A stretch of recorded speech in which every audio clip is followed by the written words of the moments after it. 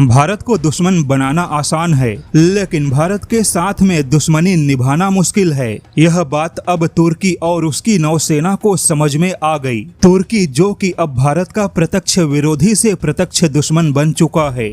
आपको जानकर आश्चर्य होगा कि तुर्की के नीति निर्माताओं ने समुद्र में भारत के खिलाफ एक जाल बिछाया, लेकिन तुर्की शायद यह भूल गया कि समुद्र में तूफान को, समुद्र के राजा को कोई जाल बिछा के रोका नहीं जा सकता। जैसा कि तुर्की लंबे समय से अरब देशों में अपने प्रभाव को बढ़ाने की कोशिश कर रहा है, किंतु भारत के उदय और खाड़ी देशों में बढ़ते भारतीय प्रभाव को तुर्की अपने क्षेत्रीय महत्वाकांक्षाओं के लिए चुनौती मानता है। इसी वजह से तुर्की ने अप्रत्यक्ष रूप से भारत के खिलाफ जाल बिछाकर भारत को कमजोर बनाने की कोशिश की। जैसा कि हमने आपको बताया था, तुर्की ने अरब देशों के साथ बैकडोर चैनल के जरिए प्रयास किया कि भारतीय मालवाहक जहाजों को बंदरगाहों पे क्लियरेंस देरी से मिले। तुर्की का उद्देश्य था कि भारत के व्यापार के सप्लाई चेन को ब्रेक किया जाए। अरब देशों में भारत के मालवाहक जहाजों को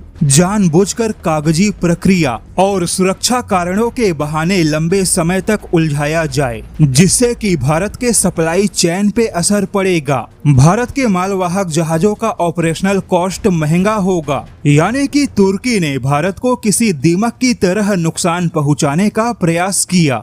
लेकिन अब आपको जानकर आश्चर्य होगा कि तुर्की ने बैकडोर चैनल के माध्यम से जिन अरब देशों में भारत को नुकसान पहुंचाने का प्रयास किया, इसके बावजूद उन्हीं अरब देशों में गल्फ कोऑपरेशन काउंसिल यानी GCC देशों के बीच में भारत ने बहुत ही मजबूत एंट्री की है। सीधे शब्दों में कहे तो अमेरिका के व्यापार युद्ध और तुर्की के चालबाजियों के बावजूद भारत का सप्लाई चेन अरब देशों में और ज्यादा मजबूत हुआ। इंटरनेशनल मैरीटाइम ऑर्गेनाइजेशन यानी IMO के ट्रैकिंग डेटा के मुताबिक भारत के मालवाहक जहाजों की उपस्थिति सऊदी अरब, संयुक्त अरब अमीरात के अलावा कतर, कुवैत और ओमान में और भी ज्यादा मजबूत हुई।